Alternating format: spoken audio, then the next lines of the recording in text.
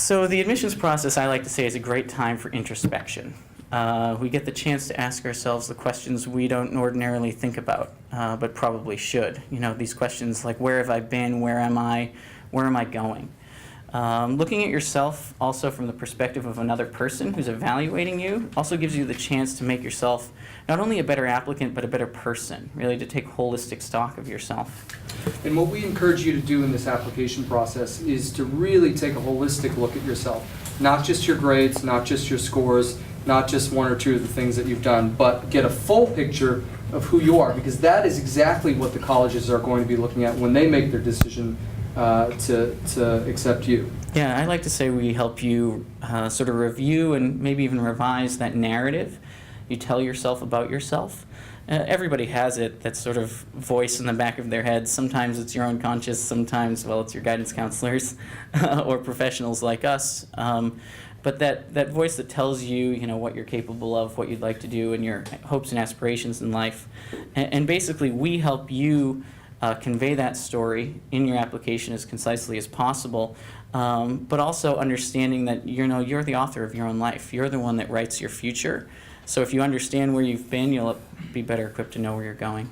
So to get into the best colleges, or your Harvard, you need to have a great application, right? That's the only way that the admissions officers are going to know you. It's through your application. So we want to try here for a couple of minutes to get inside the mind of the person that's going to be reading your application, and then we're going to work backwards from there to the application and then to what that means for your high school life to give you an idea of what specifically you need to do to get to the best school possible. Yeah, so let's take a look at what goes into an ordinary application.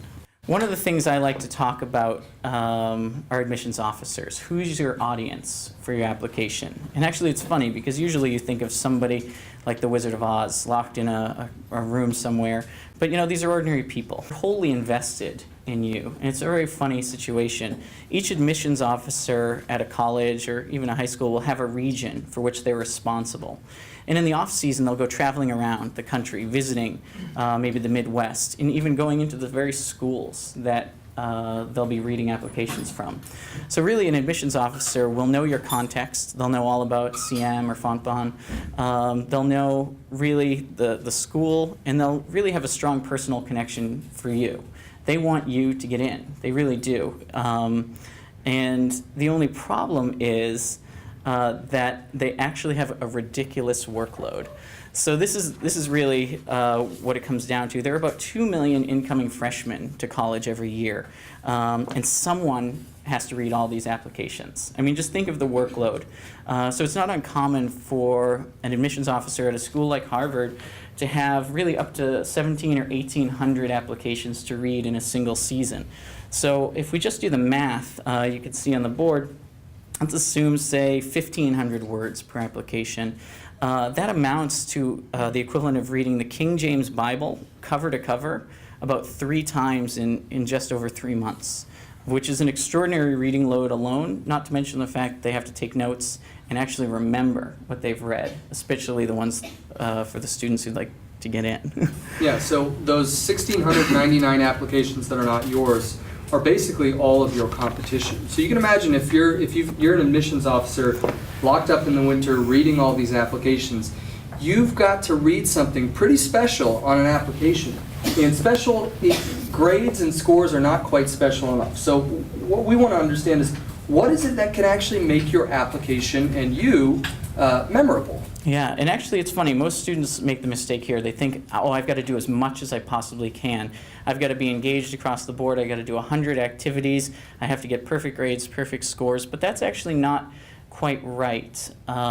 It's more about, you know, understanding what the admissions officer is looking for, giving them a slot to fit you in, and understanding that, well, actually I should back up a second. Right here, I think, is a good opportunity to sort of pause and reflect. First and foremost, actually, I think I should tell you guys this. I don't want to give you the wrong idea. I never want you to do anything just to get into college, okay? It's bad practice. It's bad life practice. And also, if you're doing something just to get into college, officers and interviewers like myself are very good at catching what's insincere. So really, we should go back to the mantra. I almost forgot, Jay. So you must strive to do what you love, strive to pursue your passions, and then be excellent at them. So rather than doing everything, really just focusing on a few small tasks and cultivating them to be part of yourself and part of what you present to an admissions officer. And in fact, the whole process that we're talking about here, I like to think about an analogy of looking at the sun. You know, if you stare at it, if you obsess at it and look at it too much, it will blind you to the rest of your life. So it's better to sort of get a distant idea of this goal, college, the admissions office, but then use that knowledge to sort of look inward. That's kind of the Zen part I like to discuss when it comes to applications.